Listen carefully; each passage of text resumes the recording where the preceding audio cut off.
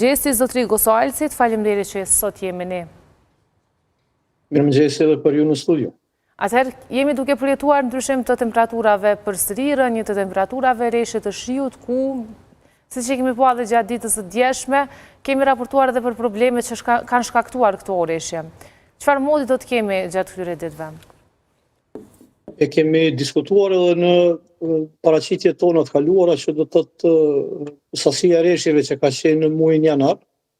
Gjithsesi tërë kjo ka filluar diku në muajin tetor, nëntor, pastaj kemi pasur qetësi në muajin dhjetor dhe sasia e madhe e reshjeve që ka qenë prezente në trojet tona në muajin janar ka bërë që do thotë gjithë lumenjtë dhe gjitha rrjedhat e ujit jenë të ngopura. Jemi karakterizuar me një 2 javësh shumë të qetë, pothuajse pranveror të muajit shkurt, me temperatura mbi 0 gradë Celsius gjatë natës dhe deri në 15 gradë Celsius gjatë ditës. Pastaj ka pasur reshje të bollshme në këtë pjesë të parë të muajit shkurt, kur dihet që muaji shkurt karakterizohet kryesisht me reshje të pakta. Do të reshjet që kanë ndodhur nga e shtuna, pastaj e diela, kanë qenë në sasi pothuajse mujore. Kur të karakterizohet, do të kemi pasur diku prej 20 deri në 45 litra për metër katror në nivel vendi, që është jashtëzakonisht një sasi enorme. Situata është duke u qetësuar. Nesër në shënimin e ditës së pavarësisë së Kosovës, do të kemi me siguri paksa një ngjashmëri me situatën kur është bërë shpallja e pavarësisë së Kosovës. Do të kemi gjatë ditës erëra të fuqishme veriore, mund të kemi edhe të shohim edhe fluska bore, të cilat në zonat e ulta është vështirë se do të mbahen, gjithsesi në zonat urbane, ndërsa në zonat mbi 800 metra mbi nivelin e detit me siguri se do të ketë edhe shtresë bore. Pra ato reshje të borës që janë paralajmëruar në vend, do të jenë kryesisht në vende malore, sa i përket pra ditës së nesërme kur dhe ne do të shënojmë pavarësinë e Kosovës.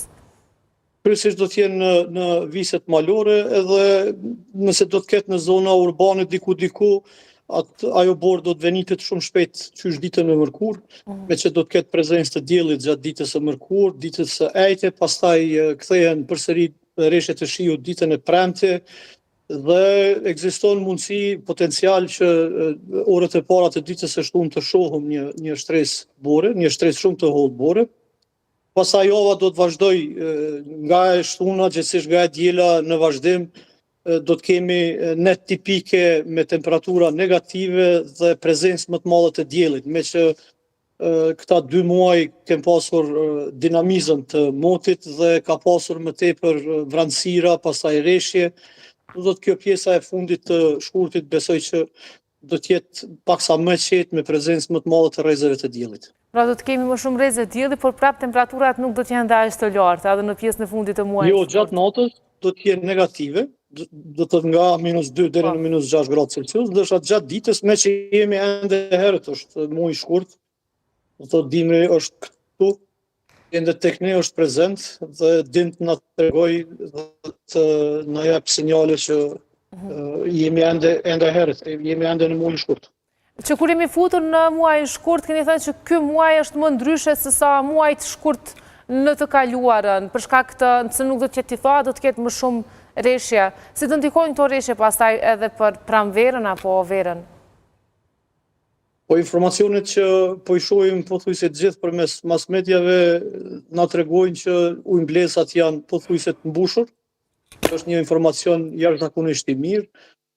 Është paksa për të shqetësuar, për shembull unë dje vizitova Prevallën, ishte shumë pak borë në ato viset të larta, për dallim prej Brezovicës që ishte pothuajse e mbushur me borë.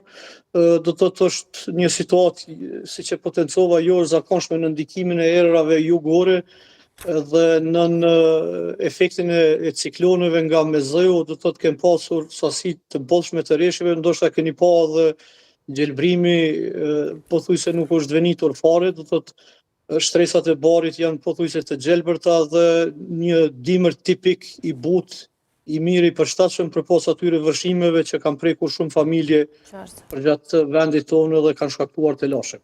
Zotëri Gosual, si desha di pse ndodh zakonisht kemi ndryshime të motit prej një qyteti në qytetin tjetër, sepse sot në Ferizaj kishte filloi sa rreshje të lehta të borës, ndoshta Prishtina ndryshonte shumë, ndonse diferenca është shumë e afërt.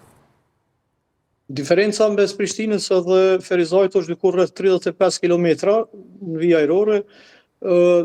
Temperatura e mëngjesit sot sillet diku rreth 0 gradë Celsius. Nuk duhet të harruar që Ferizaj gjendet buz maleve të sharrit.